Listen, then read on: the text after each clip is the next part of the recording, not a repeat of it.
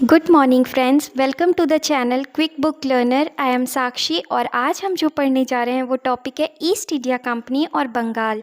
Modern history की series में हमारा ये नेक्स्ट टॉपिक होगा, जिसमें हम इसी के दौरान हम प्लासी के युद्ध और बक्सर का युद्ध जैसे युद्ध को पढ़ेंगे, जिन्होंने इतिहास में जिन्हें पढ़ने का अपना ही एक महत्व है। तो ईस्ट इंडिया कंपनी और बंगाल के बारे में पढ़ेंगे और इसके देखेंगे कि किस तरीके से अंग्रेज कंपनी ने बंगाल पर पूरी तरीके से अपना कब्जा कर लिया और इस तरीके से वहाँ पर चाहे वो राजनीतिक हो, चाहे व्यापारिक हो, चाहे धार्मिक दृष्टिकोण, सभी तरीके से वो बंगाल पर अपना पूर्णतः क्या कर लेते हैं, कब्जा कर लेते हैं। तो फ्रेंड्स, इसके पहले हम ये पढ़ें कि ईस्ट इंडिया कंपनी ने बंगाल पर किस तरीके से कब्जा किया। हमें ये जानना है कि बंगाल की स्थिति तब कैसे थी, आखिर क्या ज़रूरत पड़ी कि ईस्ट इंडिया कंपनी को बंगाल पर कब्जा करना पड़ा, कौन कौन से बंगाल में शासक थे। इन सभी चीज़ों को पढ़ते हुए हम अंत तक जाएंगे अपने प्लासी के युद्ध में।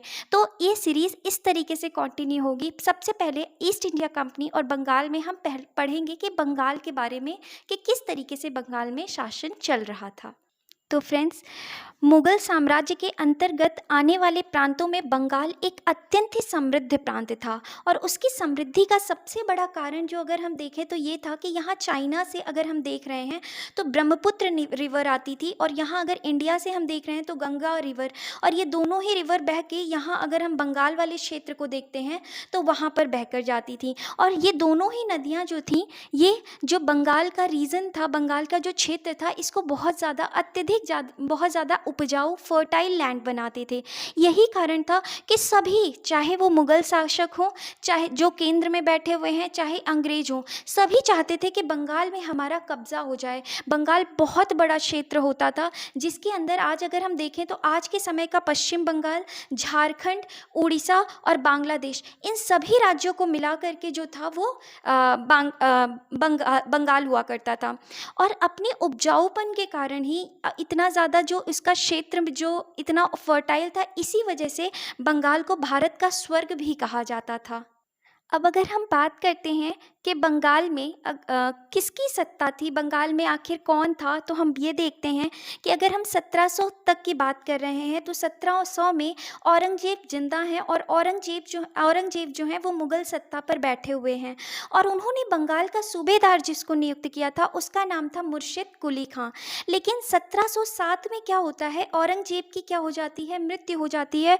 और औरंगजेब की मृत्यु के बाद हम जानते हैं कि इतिहास में इतना जो मुगल शासक की जो प्रभुसत्ता थी वो बहुत कमज़ोर हो गई थी, जिसका फ़ायदा सभी उठाते हैं। और ये जो बंगाल का सूबेदार था जिसका नाम मुर्शिद कुली खां था, वो बंगाल को स्वतंत्र कर लेता है। बंगाल को स्वतंत्र कर लेने का मतलब ये है कि उसने बंगाल में अपनी प्रभुसत्ता स्थापित कर ली है। पहले उसे औरंगजेब से हर चीज़ के बारे में पूछना पड़ता था, कोई भी निर्णय लेने से पहले उसको पूछना पड़ता था। अगर उन्होंने हाँ कहा तो ठीक है, ना कहा तो ठीक है।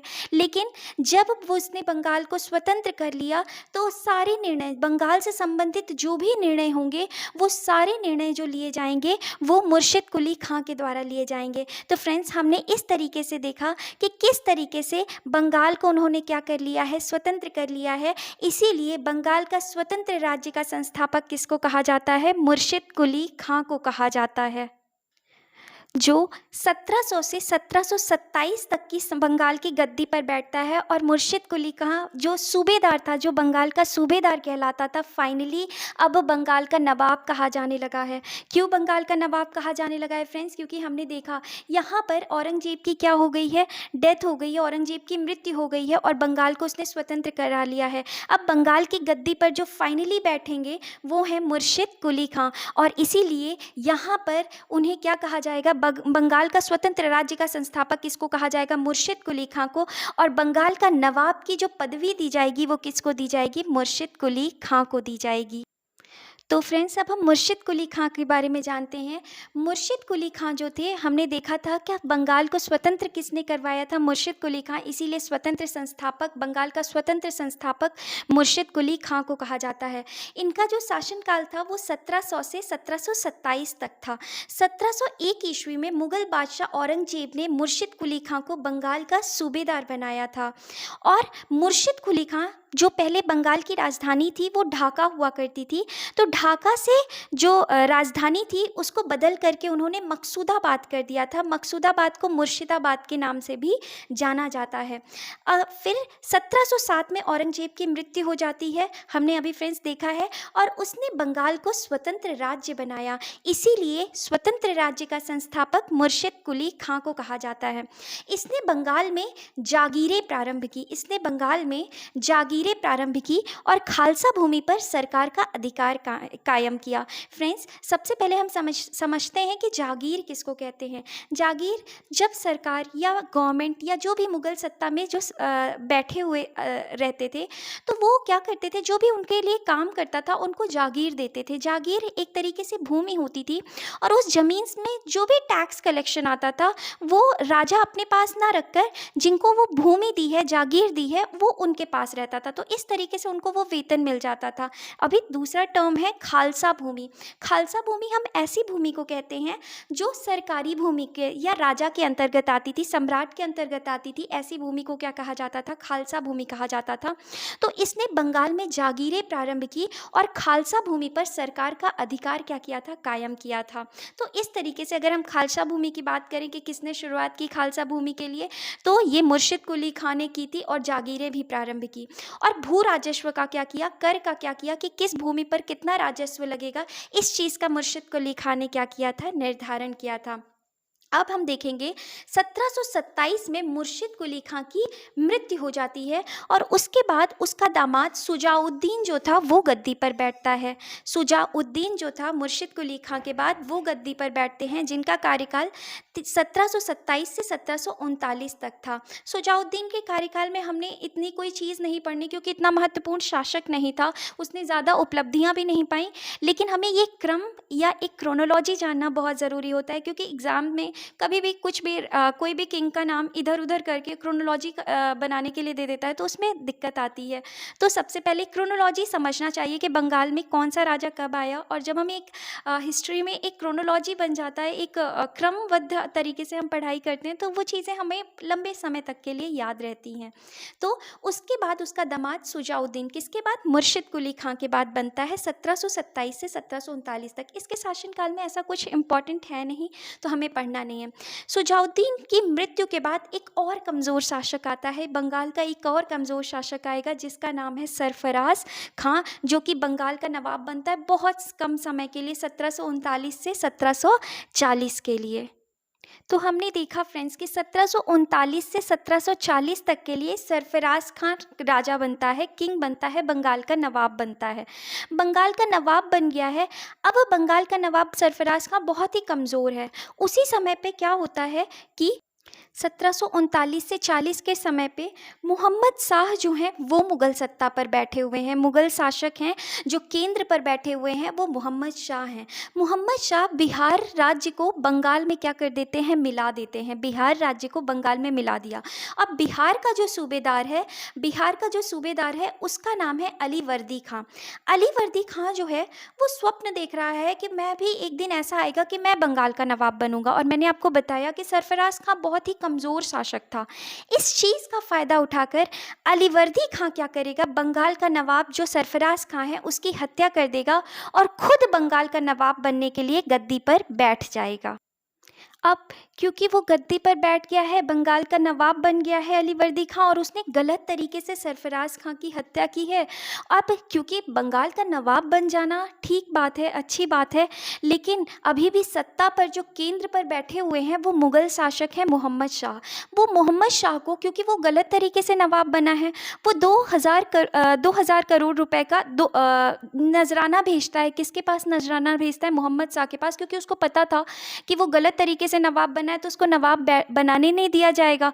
तो वो वहाँ पर जाता है, नजराना भेजता है और राजा को कहता है कि आप मोहम्मद शाह को कहता है कि आप मुझे गद्दी पर बैठा दीजिए, मतलब बंगाल का नवाब मुझे घोषणा कर दीजिए कि मैं बंगाल का नवाब बन गया हूँ। मोहम्मद शाह को भी पैसे मिल गए, उसे इन सब चीज़ों से तो मतलब नहीं था।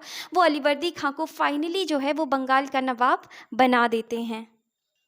अब इस तरीके से अलीवर्दी खां बंगाल की गद्दी पर बैठे हुए हैं और 1756 में उनकी मृत्यु हो जाती है। और अलीवर्दी खां का कोई पुत्र नहीं था, उनकी 3 बेटियां थीं। उनकी 3 बेटियां थीं और तीनों का विवाह हो चुका था। तो तीनों का विवाह जो हुआ था, एक पुत्री का विवाह पूर्णिया में हुआ था, एक का पटना में और तीसरी पुत्री का विवाह ढाका में हुआ था। तो जो पटना में जिस पुत्री का विवाह हुआ था, उसका पुत्र था सिराजुद्दौला। सिराजुद्दौला अलीवर्दी खां को बहुत ज़्यादा प्रिय था, वो बहुत मानता था सिराजुद्दौला को।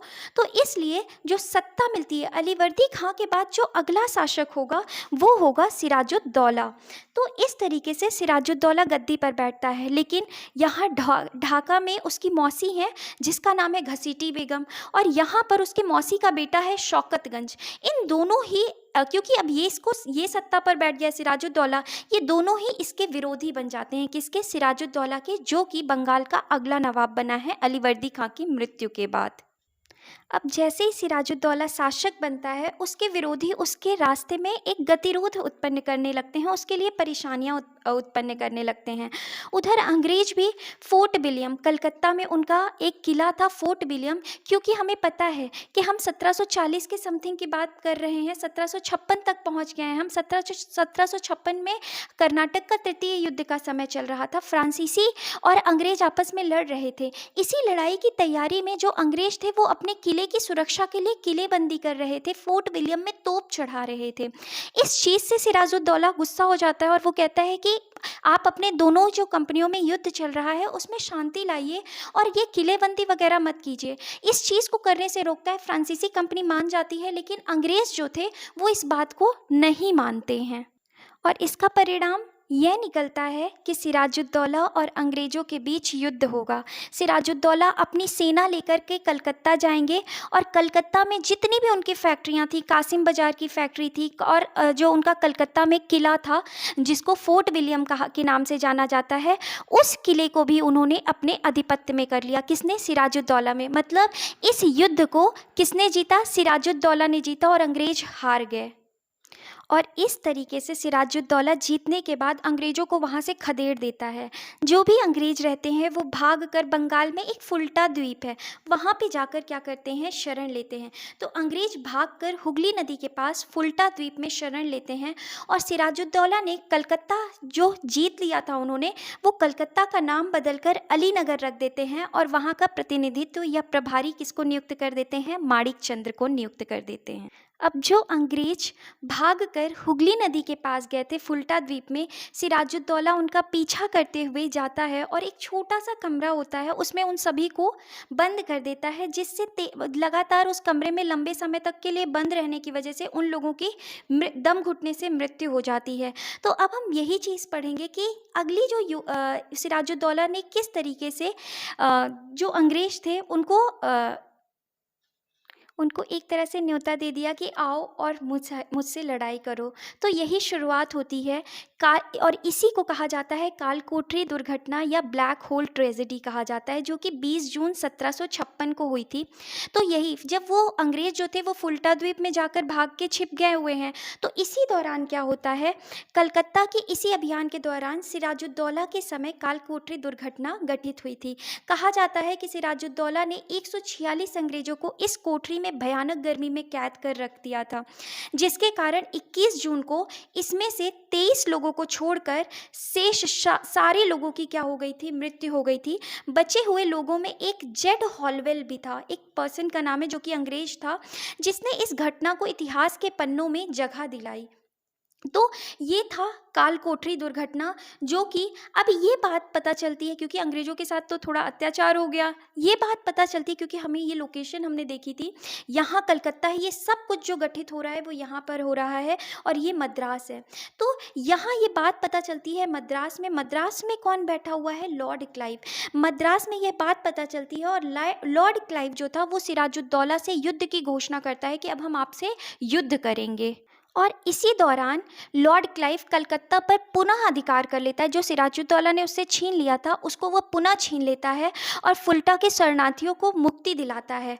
और माणिक चंद्र को, जो वहाँ का प्रभारी, अलीनगर का प्रभारी, अलीनगर को कलकत्ता का नाम बदलकर ही अलीनगर पड़ा था और वहाँ का प्रभारी जो था सिराजुद्दौला ने माणिक चंद्र को बनाया था, उसको घूस देकर कलकत्ता पर एक बार फिर से अधिकार कर लेते हैं और सिराजुद्दौला को संधि के लिए बाध्य किया जाता है। और वही संधि होती है अलीनगर की संधि, संधि जो कलकत्ता से संबंधित है।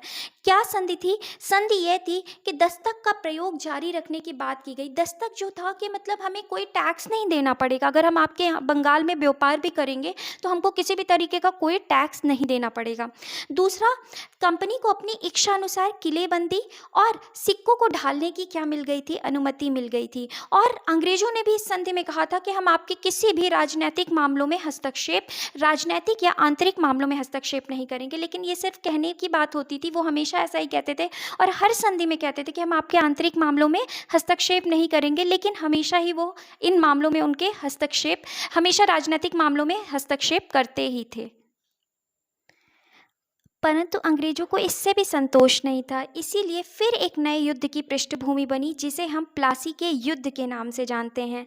इस युद्ध में अंग्रेजों ने बहुत ही कूटनैतिक रास्ता अपनाया, जिसमें उन्होंने जो भी सिराजुद्दौला के विरोधी थे, चाहे सिराजुद्दौला की मौसी घसीटी बेगम हमने देखा था, पूर्णिया का नवाब शौकतगंज जो उसका मौसेरा भाई था, नवाब के सेनापति मीर जाफ़र जो मुख्य सेनापति था मीर जाफ़र, उसको भी अपने पक्ष में कर लिया और कहा कि अगर हम ये युद्ध जीत जाते हैं सिराजुद्दौला के खिलाफ तो हम आपको अगला नवाब बनाएंगे। नवाब का दीवान जो था राय दुर्लभ, बंगाल के नादिया का प्रसिद्ध जो बैंकर था जगत सेठ महावत चंद, उसको भी, और दीवान अमीन चंद, इन सबको अंग्रेजों ने घूस देकर या लालच देकर सभी को अपने पक्ष में कर लिया। और इस तरीके से अब अंग्रेज और सिराजुद्दौला के मध्य प्लासी का युद्ध होगा। इस युद्ध में सिराजुद्दौला के स्थानीय विरोधियों ने अंग्रेजों का क्या दिया था? साथ दिया था। केवल दो लोग थे और ये दोनों नाम इम्पॉर्टेंट हैं, मीर मदान और मोहन लाल। यही दो लोग थे जिन्होंने सिराजुद्दौला की ओर से युद्ध लड़ा था, लेकिन अंततः ये दोनों भी मारे जाते हैं और इन दोनों की मृत्यु के साथ ही सिराजुद्दौला भी हार जाता है और सिराजुद्दौला को मार दिया जाता है। और इस तरह से प्लासी का युद्ध जो कि 23 जून 1757 को हुआ था, इस युद्ध में अंग्रेजों की जीत हो जाती है। फ्रेंड्स, ये कुछ इंपॉर्टेंट फैक्ट्स हैं कि जब ये युद्ध चल रहा था, युद्ध के समय अगर हम ब्रिटेन के प्रधानमंत्री को देखें तो कौन थे? विलियम पिट्स थे।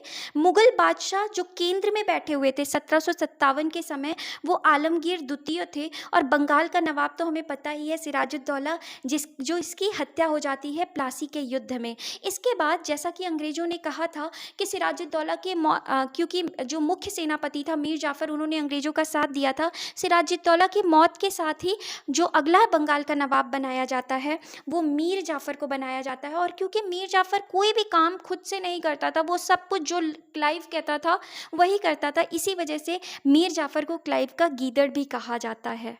तो फ्रेंड्स, इसी के साथ प्लासी का युद्ध खत्म होता है। हम इसके एक परिणाम और कुछ महत्व समझते हैं। कंपनी जो अब तक एक राजनीतिक शक्ति बनकर उभरी तथा बंगाल के संदर्भ में सर्वोच्च शक्ति बन गई थी, जिसने वहाँ किंग मेकर की भूमिका निभाई थी। अब ये अंग्रेज हैं जो अगला नवाब बनाएंगे। नवाबों का अब कोई अस्तित्व नहीं रह गया है, कोई खुद से शासक नहीं बनेगा। अब जिनका मन करेगा अंग्रेज शासक बनाएंगे और जिनका मन करेगा, अगर उन्हें नहीं अच्छा लगा वो शासक, तो अपने इच्छा अनुसार उन्हें हटा भी देंगे। दूसरा क्या है? प्लासी के युद्ध ने अंग्रेजों की राजनीतिक शक्ति को स्थापित किया था, साथ ही अंग्रेजों की सुगम पहुंच बंगाल के संपन्न खजाने तक भी कर दी। इस आर्थिक सहूलियत से अंग्रेजों की वित्तीय स्थिति बहुत मजबूत हुई, जिससे उनकी सैन्य शक्ति को और मजबूती प्रदान हुई और अंग्रेज इसी खजाने के सहारे पूरे भारत पर नियंत्रण करने में सफल रहे। अब तीसरा अगर हम देखें तो युद्ध पश्चात जो नवाब बने थे मीर जाफ़र, उन्होंने कंपनी को 24 परगना की जमींदारी दी थी और साथ ही बंगाल, बिहार और उड़ीसा में मुक्त व्यापार की अनुमति दी थी। तो इस तरीके से प्लासी के युद्ध में बहुत फ़ायदा इनको मिलता है। फ्रेंड्स, इसी तरीके से आज हमने प्लासी का युद्ध ख़त्म किया है, कल हम आगे चलकर बक्सर का युद्ध ख़त्म करेंगे।